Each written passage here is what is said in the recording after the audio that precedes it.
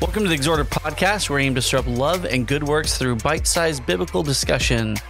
Nate's back with us. We had a few off there while Nate's getting kind of wrapped up with some of school things. A third kid thing. He had a baby. Well, we had a baby. My wife it's a girl. did. Yeah. He still has that baby, I hear. Wow. We do. Yeah. Well, congratulations. Yeah, thanks, man. Nate, why don't you kick us off with a topic? What are we going to talk about today? Speaking of babies, I have a question for you guys. Mm-hmm. What's the definition of sterile? No, I'm serious. That was like that was This is not the outtakes part. I mean, you can turn this into an outtake if you want. Blanks. I am not. I just stagnant I'm without not fully leaded. Without movement, without progress. Stagnant without movement or progress. Kyle, how would you define sterile? Medically, it seems like it would be defined as clean. Oh, yeah. Oh, wow. Look at you. Well, You went double on that. No. There's two medical There's two, definitions, right? One is like free from bacteria or contaminants, Yeah. and the other one is like literally incapable of having children. Yeah. Those are, But a looked it up. sterile environment would be one that's without blemish. Yeah, without any sort of contaminants. So my next question is, have you ever been to a church or been a part of a church that felt sterile? Growing up in a congregation, I didn't feel like it was sterile when I grew up in there. Yeah. But yeah, I'm sure there's been some that I've visited that were maybe smaller and didn't seem like they had like a lot of excitement or zeal. But sometimes I think I've walked through our doors and maybe I got that same feeling. I think it's just kind of maybe comes and goes. But Okay. for me, my perspectives. Kyle, you've been to a lot more congregations, so I'd like you to tell us which of all the congregations you've been to that were sterile. Well, are we talking about the same thing as being stagnant? I would say that the two are related. So are you taking it without excitement, without zeal? Well, stagnant is like a pool of water that's just sitting there doing nothing, right? Going through the motions. Yeah. Well, I mean, Not even motion. not even doing that, right? Pool of water has no motion. Yeah, exactly. I guess you could say that sterile is very similar to that. Yeah.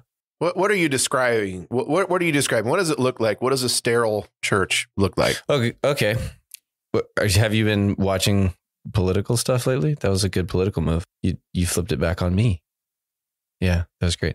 So I grew up in a congregation that was like really focused on doctrine, like doctrinally sound, but it was not a group of people that I really, like, looking back, wanted to be a part of. That particular church went through a couple of splits and quite a bit of change in the time that I was there as a young person. But from what I remember, like age maybe 12 to 17, it was just very like, oh, well, we've got the doctrine right, but we never spent any time outside of the church building together. There wasn't a lot of like loving interaction. There was maybe one couple there who I know like definitely cared for us, but yeah. So maybe soundness is emphasized over family feeling. Yeah. Like I almost think of it like Phariseeism a little bit, or legalism. Like, hey, we've got the letter of the law, but spirit of the law is a thing that actually doesn't exist. Yeah. And I've known some that kind of are so focused in that one direction that they are protective of it and yet not very evangelistic. But they're not necessarily bringing and seeking out growth in the church, but they're kind of like locking down the doors and making sure no wolves come in kind of thing. And I think that can kind of give that sterile feel, that stagnation feel. Kind of like the inward focus. Yeah, as long as we're good, we're going to be good. But unfortunately, as we've seen a lot of congregations, we're out here in California, there's a lot of congregations that age out with that, Well, and that kind of mindset has always felt very institutional to me, in the sense of viewing the church as an institution rather than as the people of God, which is what church is. Yeah. Right? In the Bible, church is from the Greek word ekklesia, and it literally just means a group of people. Yeah. That word shows up all over the New Testament. Acts chapter 19, the group in Ephesus, the mob that was It's called an ecclesia. Burn the place down. It's a group of people. So it needs a qualifier. So ecclesia of Christ is the people that belong to Christ. So when you start thinking of the church as an institution, as a thing, as a club, as an organization that you have to protect and maintain the purity of, there's the sanitization of it. We're trying to keep it clean and pure. And you view that and elevate that concept over the biblical truth that it's the people. Yeah. You're emphasizing an entity over the people that actually make up that entity. That's always how it's kind of come across to me.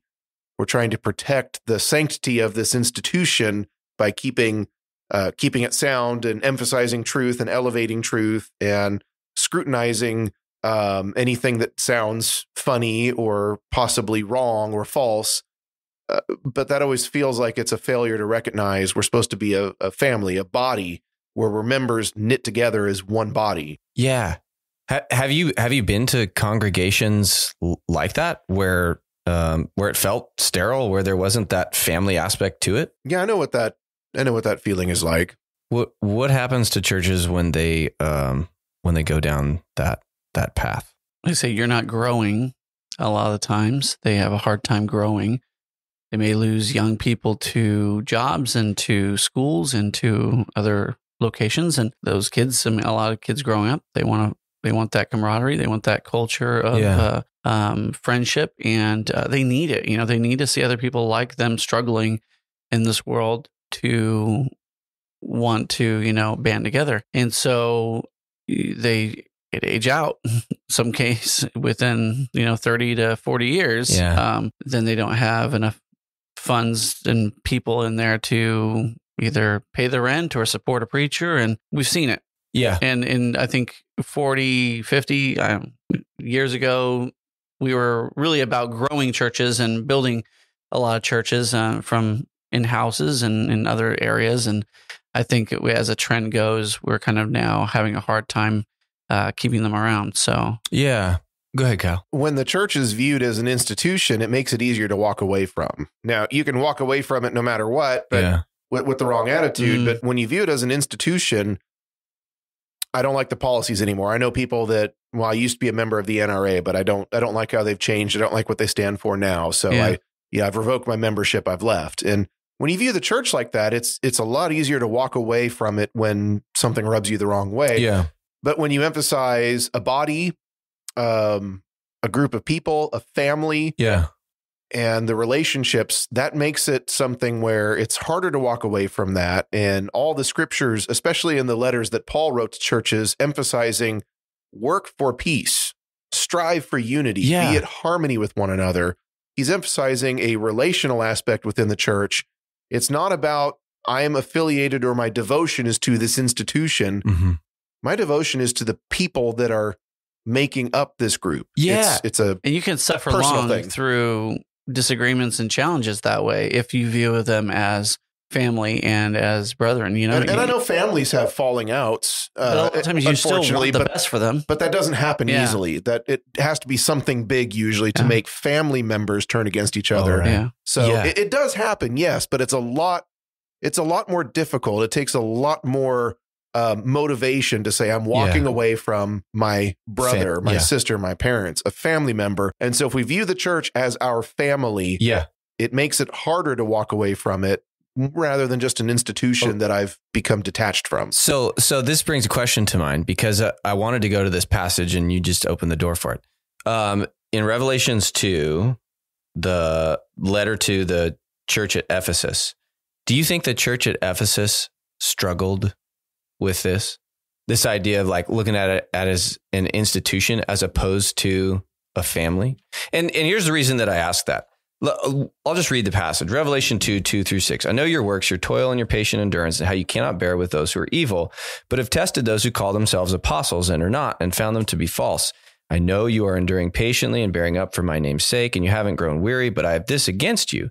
You've abandoned the love you had at first. Remember, therefore, from where you've fallen, repent and do the works you had at first.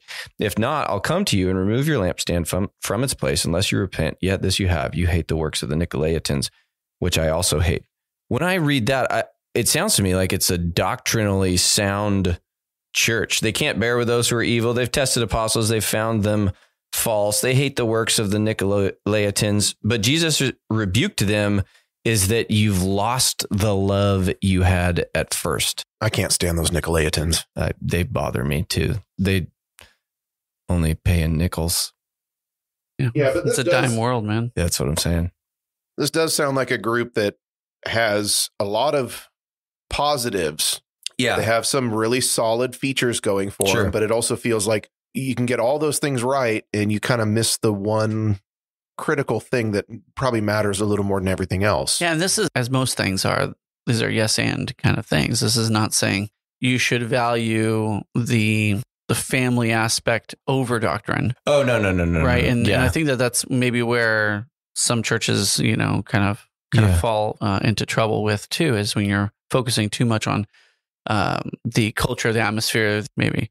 But you can't have both. I mean, you can be striving to do what's right, and to rightfully divide the word with people who also want to do that in a loving manner together.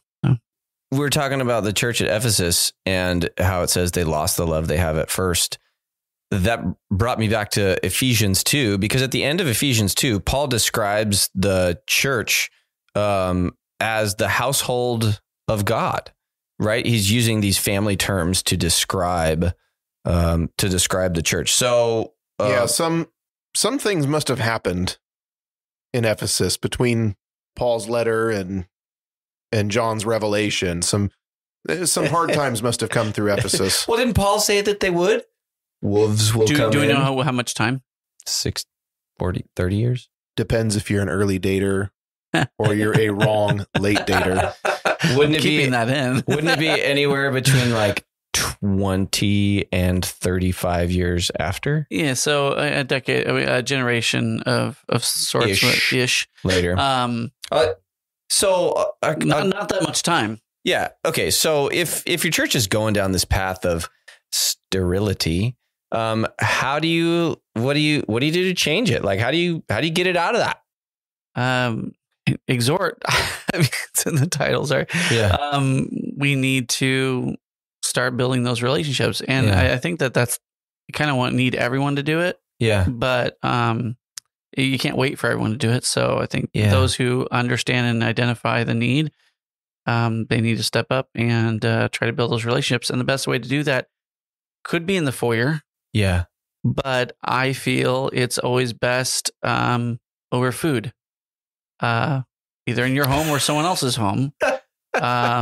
Break bread, meet together in your homes. The hospitality card is severely underused. And I feel like that having that mindset of being hospitable and inviting people into your own homes, get enough people to do that and enjoy that and spending time with each other and learning who each other is and their strengths and their just their lives. I think that's you have to do that. There's no way to build the relationships we need 15 minutes a week in a foyer. Yeah. Yeah. It's not going to happen. Now, after 3 services, 45 minutes a week, maybe that's a little bit, but even then how many times, do people do things with each other outside of services in their homes or socially together? I think that's important. Well, you hit the nail on the head. I know. Is that why you texted me and saying, what are the passages? So I can steal it from under you. No, that's where I was going. I was going to like Acts 2 verses 42 through 47. Mm-hmm. I don't ever remember reading that before I worshiped at a church in 2010, 2011. It was like the first time I ever read that, and it hit me like a ton of bricks. And it says, this is the passage I was thinking of. And they devoted themselves to the apostles' teaching and the fellowship, to the breaking of bread and the prayers, and awe came upon every soul, and many wonders and signs were being done through the apostles. And all who believed were together and had all things in common, and they were selling their possessions and belongings and distributing the proceeds to all as any had need. And day by day, attending the temple together and breaking bread in their homes, they received their food with glad and generous hearts, praising God and having favor with all the people. And the Lord added to their number day by day those who are being saved. John, to piggyback off of what what you're saying, like this picture of the church in Acts chapter 2. Yeah, there might have been some special circumstances surrounding the day of Pentecost in Jerusalem. But I think the point stands, like these people spent time together. It says daily. They were eating meals in each other's homes. They were sharing, seems like, just about everything they had with each other. And what was the result of that? Like it tells us. They were one. Well, they were one, and the Lord was adding to their number day by day. They were a growing body. So I guess when I think of like, how do you get a church that's sterile to not be so sterile, is maybe spend time with each other outside of church, outside of the building, or even more. Because, well, they were meeting in the temple daily, and that makes, here's my plug for VBS. Yeah. Oh, I very much enjoy having a week off, if I can, to do VBS, to get here early and to come into this building every single day, see the same people, and enjoy as if I'm living this passage. I'm seeing these people every day. We're hearing a lesson. We're hanging out together. We have a lunch, we have a break, we come back, I see them at night. Like I just really enjoy, it's once a month, once a year. Yeah. I really enjoy that week because it makes me feel like when I grew up, I had a lot of Mormon friends and they all went to more early morning seminary. One, I thought that was really cool because they got to get out of zero period or anything to go have coffee and donuts or whatever they drank. They didn't drink coffee, obviously. But I was kind of in awe of that. I was a little jealous that they got to see each other so regularly all the time. And it felt like they put on their faith and lived it throughout the week all the time. And I looked at that and I over idealized it. Maybe, a lot of times they were just getting there for donuts, but I think it's because I didn't have that kind of connection with members in my own church. And so I saw that from them and I thought that was a great value. And it would be great to just not have to work or just spend all the time with brethren and study God's word. How would that be a bad thing? So that's kind of what I think about as far as spending, they were meeting daily in the temple is I think at VBS and opportunities like that or gospel meetings, opportunity to get together and see each other like every day for a weekend or a week. And I enjoy those times. I think we can back up a little further to something more rudimentary. And again, it's with some of the things I've said earlier in this episode. How do we view the church? Yeah. I think we need to work on individually. We need to stop viewing the church as an institution, that my allegiance is to this entity, this thing, and look at it as my allegiance is to these people and to Christ first and foremost. I think of a scripture like Mark chapter 3, where Jesus' mother and his brothers are there, and he's got crowds around him, and they say, well, teacher, your mother and your brothers are here. And he looks around. This is Mark chapter 3 and verse 33. Who is my mother or my brothers? And he looked around in a circle at those who sat about him and said, these are my mother and my brothers. Yeah. For whoever does the will of God is my brother and my sister and my mother. And if we start looking at each other, not just as people who go to the same church or members of the same congregation. That's mixing the metaphors, by the way. We're members of the body. Right. Not that I'm going to throw stones at someone who says member of the church. But if we stop looking at each other as like, we're members of the same club. We go to the same group. Well, if we start looking at each other as brothers, sisters, family. John, I noticed that you give your mom rides to church on Sunday. Is that an imposition? Do you view it as that? Yes. Wait, can I just say something? You know how hard it was for me not to say my allegiance is to democracy. To democracy. I had it in my head and I didn't stop you. So, but you have. I have some things I have to do at the building in the morning and stuff like this. It does make it challenging, but are you ever gonna tell your mom I can't do this anymore? No, sometimes she says, I'll just take an Uber. I don't want to be an inconvenience. And she does. She's pretty great. But you're going to do it. Always. Why? Yeah, Why? Because I love her and she's your mom. She's my mom, and there's a relationship there. And also, should we ever turn anyone away from wanting to come to services, no matter how difficult it is on us. Like that, I can't imagine that being a Christian attitude. Nate, when you need something like a tool or a piece of equipment, do you not go? You're going to go to your father-in-law, right? Yeah. Unless I have borrowed something that I haven't returned for 6 months. You're going to depend upon him, right? Yes. Why? Because he's family. Yeah, he's family, man. When my brothers call me, I'm never going to be so busy. I mean, there are rare occasions, but typically half the time that I don't answer a call because, well, I'm watching something on TV. I don't want to talk to this person. If it's my brother, I'm going to answer it. Yeah. Because they're my brother. That's a great point. I love talking to him. So we have no problem understanding this in family situations. Yeah. If we would just start looking at church as people, as family. Yeah. Christ is the head. We love Jesus, so therefore we love others that are made in his image. Yeah. And we look at this as a family. That's going to start changing the way we prioritize how we interact with this group. Yeah. It's not just people that I see at church on Sunday. Yeah. It's people that I will go out of my way to do things for them. I will depend upon them. When I need something, I won't be afraid to ask. Yeah. When they call, I won't be so busy that I can't answer the phone. And then it turns into these situations where I can't wait to talk about the Bible on Sundays, and I'm excited to see them the rest of the week. I have those strong connections because we're family. So to me, that's the root cause is, again, a failure to see the church for what it really is. An organization of people, not an organization. You just added like a third dimension to my thinking and where I wanted to go with this conversation. I think that's awesome. Just the way we view the church as a family as opposed to an institution.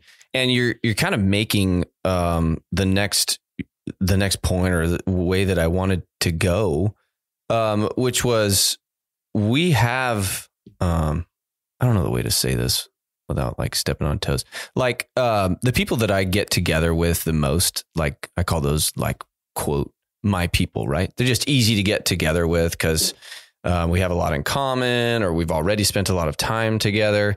And most of the time it's my wife's family because they live close and two, because it's family. Like we've spent so much time with them. And so it's really easy for us to get together. Yeah, it was an incredible imposition to ask me to come out to your house this last weekend. The Ranchos is really far out there. Did you wash after you got home? Yeah. Okay. I felt so uncomfortable the whole time I was out there. Yeah. After you got back to your bastion of gang activity, Sanger. Okay, you too. Yeah. But thank you for the axe. But you brought up a great passage in Mark 3. I was thinking of Luke 14, where Jesus is at the house of a Pharisee and he's having a feast there. And he said to the guy who invited him over, when you give a dinner or a banquet, don't invite your friends or your brothers, your relatives, or your rich neighbors, lest they also invite you and you be repaid. But when you give a feast, invite the poor, the crippled, the lame, the blind, and you'll be blessed because they can't repay you, for you'll be repaid at the resurrection of the just. I think Jesus is using exaggeration to make a point. It's not that you can't invite your family to a meal at your home, but if those are the only people you're inviting all the time, you're missing the point. God's family isn't just about our blood family. It's about everybody, regardless of whether we're related in the. I don't know what it is about eating a meal. You think about it, that's actually really a terrible way to have a conversation. Let me stick food in my mouth, the thing I use to talk to you, and try and do both at the same time. Just like thinking about it like a Vulcan, it just doesn't seem very logical. But then also, how many times did Jesus have meals with people? Some of his best evangelistic work was over lunch or over dinner. Yeah. Luke chapter 5, verse 29, Levi, the tax collector, made him a great feast in his house. And there were many tax collectors there reclining at the table with him. And we know Matthew or Levi, his story had a really good turn. He repented, made some big changes. Luke 7, verse 36, one of the Pharisees asked him to eat with him, and he went into the Pharisee's house and reclined at the table. Yeah. And while Jesus was speaking, a Pharisee asked him to dine with him. And then again, in chapter 14 of Luke, when one of those who reclined at the table with him heard these things, he said, "Blessed is everyone who will eat bread in the kingdom of God." So just there's 4 examples right there in Luke where he's meeting with sinners who need to change and hear the gospel. Yeah. And they're buying his message. They're listening. The hook is set. Yeah. And what's the setting? Come have dinner at my house. Let me make food for you. Yeah. So you're kind of making the first point that we were talking about, which is get together with each other outside of church, have a meal together. Well, yeah, you're going to build those relationships. I just wanted to back it up a little bit to what's the root cause is looking at the church in the wrong light. And so when you see each other as family, Thanksgiving is the best holiday, maybe Halloween, but no, but Thanksgiving. But Thanksgiving, and you go through Ecclesiastes, and Ecclesiastes is so gloom. Yeah. It's so gloomy. It's what's the point? It's striving after wind. There is no lasting benefit of life under the sun. The only reprieve you get from the gloominess in Ecclesiastes is there is nothing better under the sun than to enjoy a meal with family and friends. Yeah. And it really doesn't get better than that. That's why Thanksgiving is so great. It's your favorite people and you're eating your favorite food together. And that's a great combination. And it's just, so I just wanted to start by what's the root cause is failure to see the church in the right light. And then when you see them as family, that should shape and change the way you interact with them to where now meals together and time together should be just natural. It's natural and normal to eat meals together as a family, but as a culture, we've kind of moved away from that. So question, do we get sucked into having our family over, our close friends over, and sometimes forget to include people who maybe would want to be included, but I don't know. Yeah.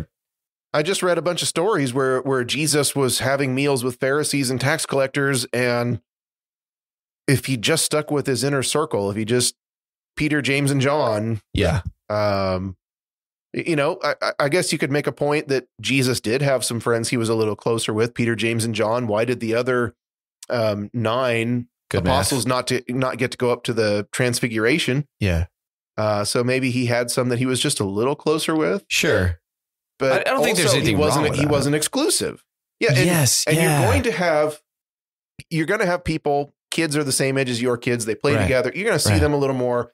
That's going to happen. Yeah. But I see the point you're making. You shouldn't get stuck in a rut and become exclusive with those certain people. I think that's the importance of this is a yes and again. It's you can have those closer relationships, but if you want to have those and you don't want to be exclusionary, then you also then have to add things into your life where you are very open to anyone and all. Yeah. I mean, it's really okay for people to have a close friend or two, and then, but are you being open and inviting of everyone to something? Yeah. Not everyone has a house for that. And so I think, my parents used to do something with another couples at the church building where they would get together. They get maybe as a couple couples that really got along. And then every Sunday night or every other Sunday night, they would invite a different couple with them. So they want hanging out with people that they got along with really well. But then they also just brought someone else new into that. So you have the comfort of people that you know, and then you have the opportunity to invite someone new. And they just did that all the time. And that's a really great way. If you have a commitment and desire to grow that circle and to learn who people are. Also, people will take an invite for, a 2 or 3 family invite to come over for dinner or hang out for dessert after church or something. We'll do that a lot more than they would go to a hangout with all the people from church. Right. And a lot of people they like, small groups, or they don't want to be so intimidated, or that they don't know someone else. So I think there's ways to do it. There's ways to do both things. I think that is a good thing to remember, though, is to not be exclusionary, not to get caught in that rut. Yeah. Have you guys ever been a part of a church group, church family that was really, really good at including everybody in these like, get together outside the building kind of things? I think our current congregation is really good about doing like potluck type things and large gathering things to which hopefully everyone feels included and around. I think that we can still be better some individually, and I would take this on myself, be better at wanting to make people and finding people who do not feel included. And I'll just throw that out there too. I mean, I tend to move around a lot and do a lot of things. So if you ever feel excluded by me, trust me, it's not an intentional thought. Usually I try to do like the guys' night dinner thing and invite as many people as I can. But personal, this is like a little personal plug out there for people. John. If you feel excluded from me, invite me to something, I'll go. I mean, sometimes it's only so much bandwidth, but if you invite me to something, I will absolutely show up for you. Well, you took the words out of my mouth and then you rambled off into nothing. So let me finish the thought, which I was going to say. Which one? What? You took my thought and then you trailed off with it. I was like, well, if you're going to take my thought about there's two sides to this, then do a good job with it. Yeah, you just kind of trailed off. So well, I mean, there's two sides to this, right, Kyle? You can be the invitee, and if you get invited and you don't show up, how many times does that happen? I mean, people shouldn't. They shouldn't just quit inviting you, but also. But that's what you want to do when you invite people. Yeah, sometimes you there's an open invitation, but we can always do a better job at encouraging. If you invite people, look, a mass text, everyone got the invite, right?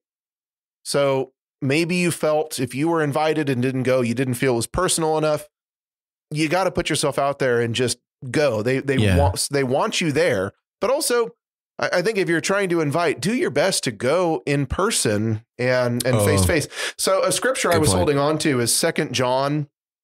The conclusion, as John writes this letter to the elect lady and her children, whoever that was, he wraps up 2 John by saying, having many things to write to you, I did not wish to do so with paper and ink, but I hope to come to you and speak face to face, that our joy may be full.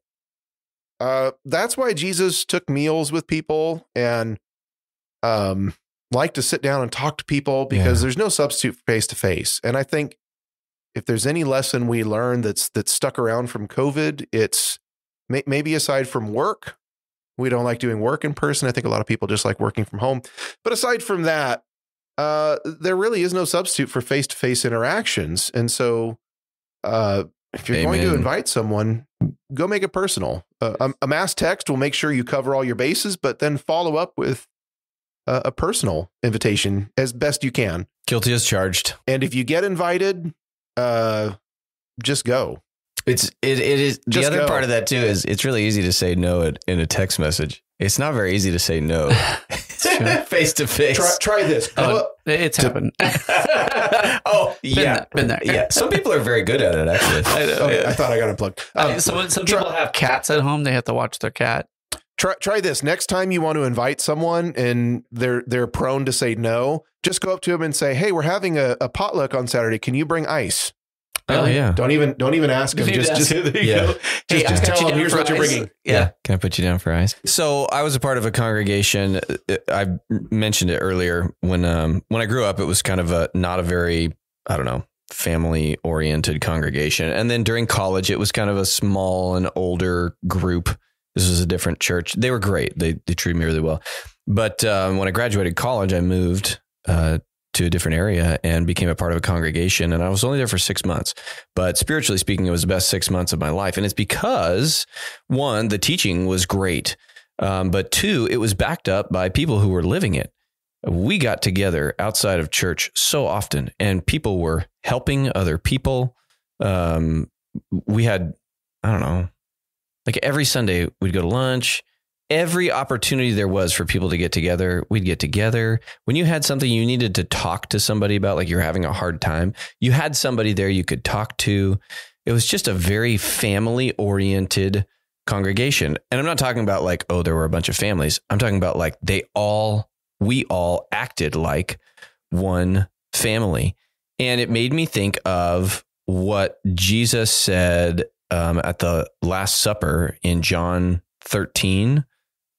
He said, well, let me just read it. A new commandment I give to you, that you should love one another as I have loved you. So you must love one another. By this, everyone will know that you are my disciples if you love one another. And that's what stood out to me. By this, you'll know that you're my disciples edit this, John, because I'm messing it up. By this, you'll know that you're my disciples if you love one another. And by the way that we live and the things that we do together, people are going to know that we love each other. And they're going to know that we're Jesus disciples. And that makes evangelism easier. Like bringing people into group gatherings where I treat the people that are there from my church like they're actually my family. It makes it a lot easier for other people to bring them into that. I don't know. Am I making sense? Yeah, I remember growing up, my dad would rent a elementary school basketball gym and we'd do Monday night basketball. And we'd invite, some people. It was mostly guys from church, but every now and then someone would invite their friend. And we got to know some of these guys, and it always had an impression that the way we played was just different. Yeah. Even when things got a little heated, we would forgive each other fast. There was no foul speech, and we'd circle up and say a prayer before we played. And that's cool. Those kind of social settings where we just like interacting with each other. Yeah.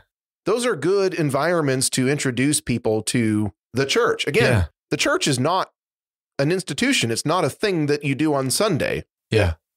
Church is the people. So these kind of social environments, again, that's where Jesus, some of his most effective evangelism was in a home over a meal in a very casual setting. Yeah. I have this little test here. We've been doing the, in our group meetings, we just studied, it was Romans. One of the verses we talked about was Romans 12. One of the verses we talked about is Romans 12:15, which is, rejoice with those who rejoice, weep with those who weep, be of the same mind towards one another. This is a good test. Pick out someone in the congregation. So when they do announcements, and someone has something that good happen for them and their family, or when someone has something bad happen for them and their family, see if it causes you to be joyful or sad. So if this person's joy doesn't also bring you joy, or if something that's sad for them doesn't empathetically cause you to be sorrowful as well, then that's the person you need to reach out to and build a relationship with, because that's the people who you do not have that emotional connection to of family members. Because when things happen to a family member, unless it's my brother, just joking. Sorry, Pat.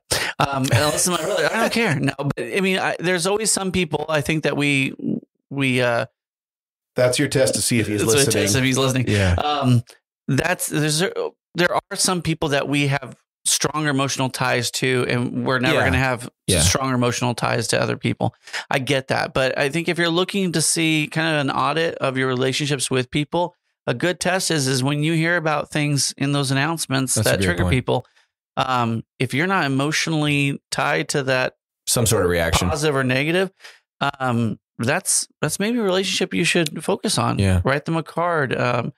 And what happens is when you write a card, is they thank you for the card, and you see the joy come across their face. Yeah. And then it fills you with joy, and you feel like you just made a connection. Yeah. And now that person's going to say hi to you more every single Sunday when they see you. That's what happens, right? Yeah. When you make a small little investment into people's lives and people, it pays off in dividends. And and one thing I need to remind myself to do more is get my kids involved in that interaction, because if they learn that is how you develop relationships based upon, empathy and building relationships and caring for one another, that's definitely going to serve them. And hopefully there won't be any stagnation in the future, because they had already developed those relationships with the people that are closest to them in the congregation. So, Kyle, you look like you've got a point to make because you changed pages in your Bible. No, it's more just my final thought on this is Revelation 19. In addition to all those examples, you brought up Acts chapter 2, which is very important. Yeah. They took their meals together. That's something we see Christians doing. That's something we see in both testaments, the hospitality of opening up your home. Yeah. Revelation chapter 19, if this is something that makes you uncomfortable, I don't like spending time with people from church.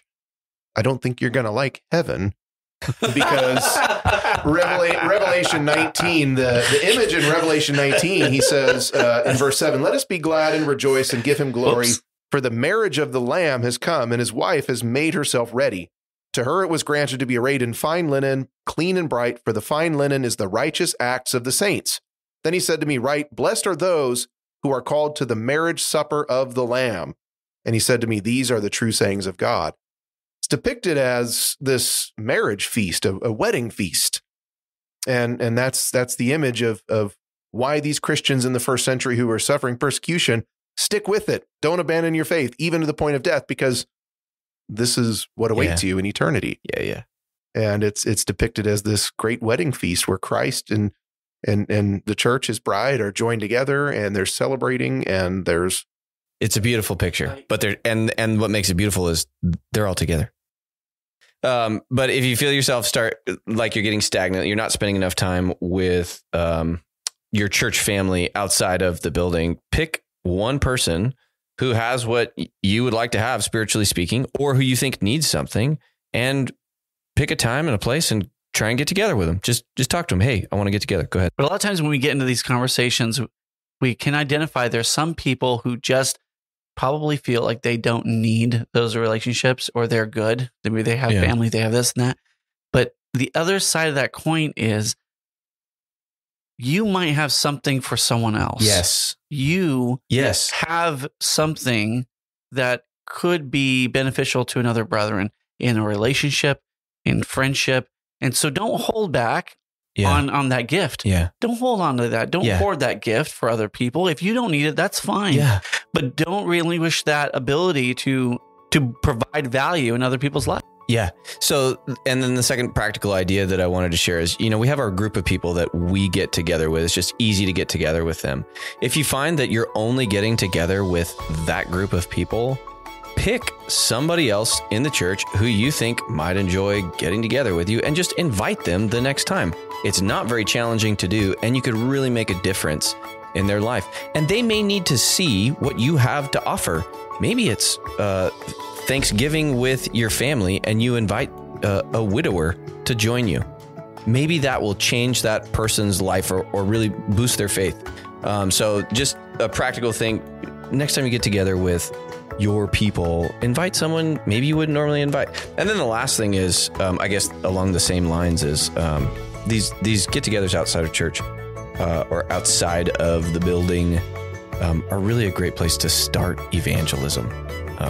Bring people in who maybe have an interest in church and the Bible, but don't know a lot yet. These are just easy ways to break the ice with them and bring them to Christ. Well, Nate, thank you for that episode topic today. And to you, our audience, we thank you for listening. And if this episode or any episode we've done in the past has been helpful, we'd like to know that. We appreciate your feedback. Look us up on Facebook and follow for the latest updates on upcoming episodes. See you next time. Welcome to the Exhorter podcast, where we aim to stir up love and good works through bite-sized biblical discussion. That was terrible. Do it again.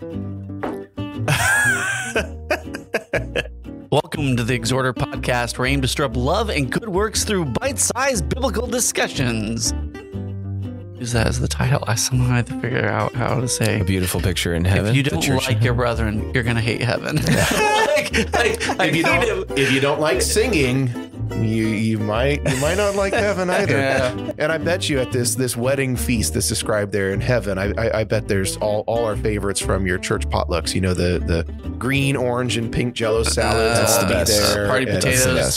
Deviled eggs, but they probably won't be called deviled eggs in heaven. Probably not. Sanctified eggs. Sanctified. Righteous eggs. Right. Sunday afternoon, I haven't had lunch. Can you tell I'm hungry now? Yeah. That's your fault. I went out to lunch with brother, and I don't know what you were doing. So just a couple of practical points. If you think like your church is getting sterile, or maybe you're just getting I have a hard time using the word sterile, stagnant. It might be some radioactive material in the water. Have you had x-rays lately?